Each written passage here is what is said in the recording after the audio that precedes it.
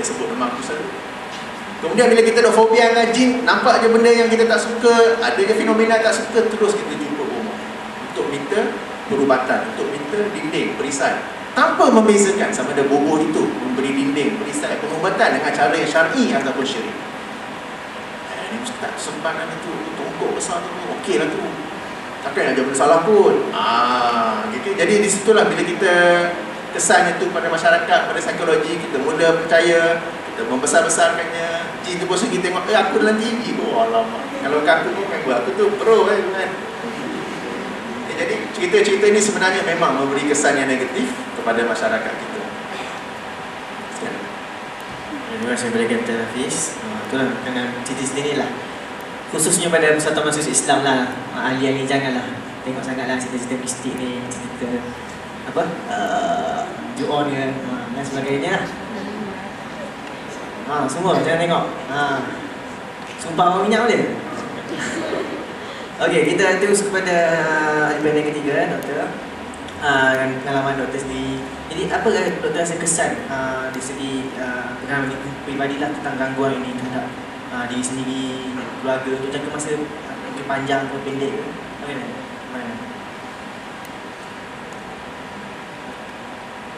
Pengalaman saya ya, yalah, kena sihir ni, tak ada siapa yang kena sihir sebab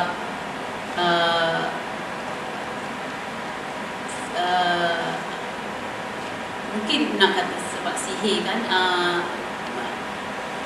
ada hikmah dia lah daripada tu kan. Tapi saya akibat sihir tu keluarga pecah lah.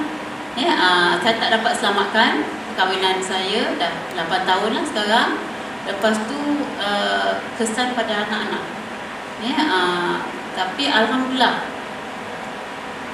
kalau kita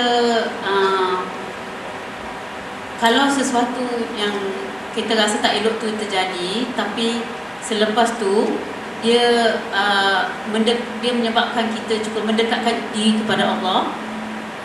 Pada saya kan, lepas tu jangan sekali-sekali kita buruk sangka pada Allah. Itu yang saya belajar lah. Jangan sekali-sekali, sebab kita akan dapati kalau kita banyak istighfar, kita banyak bersyukur.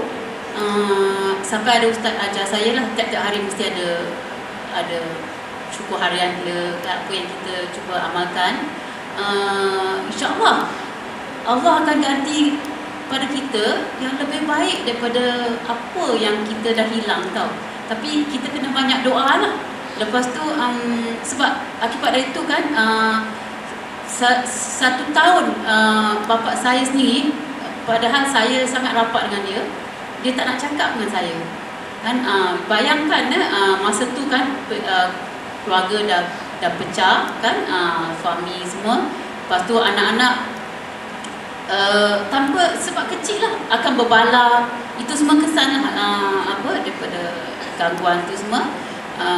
Lepas tu saya kena hadapi dia sendiri lah.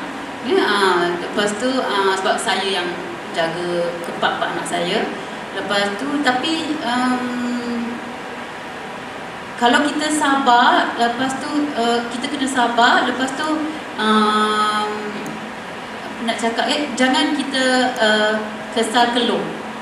Saya pernah masa jumpa Datuk Ismail kamu sekali, saya kata, ustaz saya macam ni lah, komplain sikit kan. Dia marah sebab kita tak boleh cubaan tu daripada Allah, kita kena minta daripada Allah. Lepas tu satu example kan,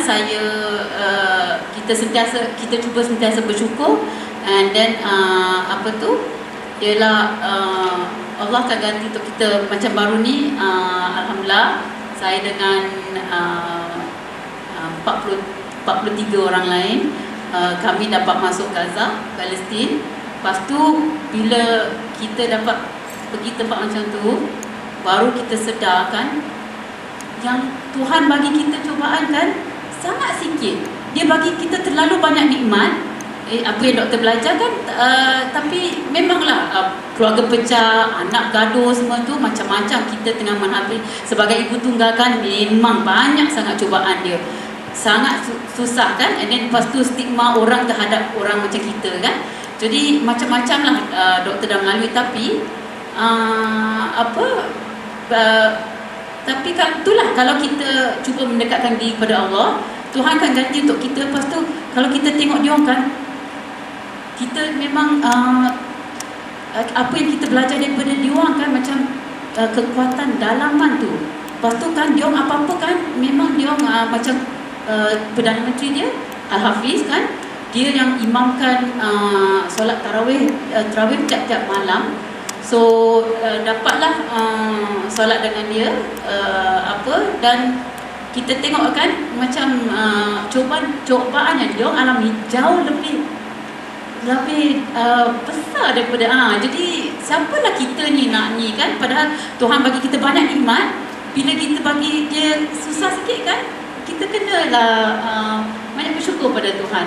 InsyaAllah bila macam tu kan, ada apa-apa masalah kan, dia jadi alhamdulillah kita boleh hadapi, kita boleh rasa tenang semua tu. So Allah ni memang sangat baik kat kita, cuma sama kita sedar ke tidak. Okey, itu je lah. Terima kasih. Okey, terima kasih doktor. Itulah bila kita kena apa musibah, khususnya dengan tajuk makhluk halus ni, kita kena kembali kepada Allah SWT lah. Itu je dulu bersama.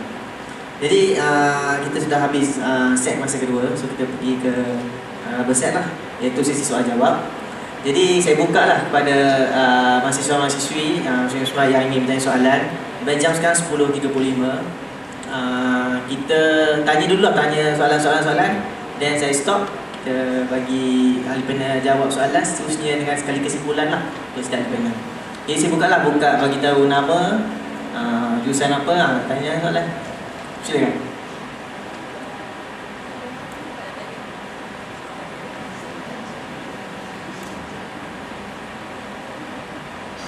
Assalamualaikum warahmatullahi wabarakatuh. Nama Muhammad Farid Muhammad dari Islam. Saya ada dua soalan, mungkin lebih nak dijawab. Pertama, saya melihat macam masyarakat Melayu kita banyakkan kenal dengan bohong ataupun perkara mistik. Tapi satu yang fikir, kadang-kadang kita menyalahkan kamu tidak solat, kamu tidak beramal. Tapi soalannya, adakah kita sebenarnya menyediakan ruang untuk mereka berjumpa dengan perbuatan Islam? Kalau di kampung, orang kena anak menangis, dia cuba bohong. Lepas tu bohong patutnya, kemudian jadi anak tu berhenti lagi. Kadang-kadang dia jumpa dengan ustaz daripada Azhar ke, wali ke mengaji. Bila ustaz ni diberi masalah ni, ustaz, anak saya ni ada masalah. Anak tak tahu, anak ni hanya bagian hadis, anak ni bagian ceramah. Untuk orang tak boleh. Jadi situ satu kelombangan.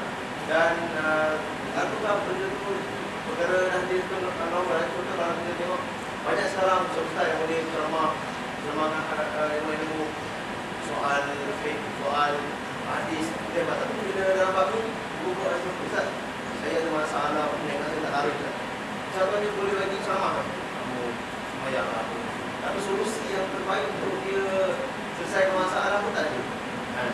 Dan soalan yang kedua, adakah mereka yang benar Muslim boleh jadi ubat untuk macam kalau kita ni sekarang buat dia master di bidang hadis, kita menjumpai hadis, adakah kita ni dengan baca, tengok orang yang kita baca, kita akan sembuh? Atau kita ni perlu merujuk kepada guru dan diijazahkan secara tertib, baru kita boleh ubat. Dan jumpa orang termasuk kita sebab benda Islam kan, kita sekarang malu tu baca Allah dia tak sembuh pun, dia tidak kali gelap gitu. Mohon jawab.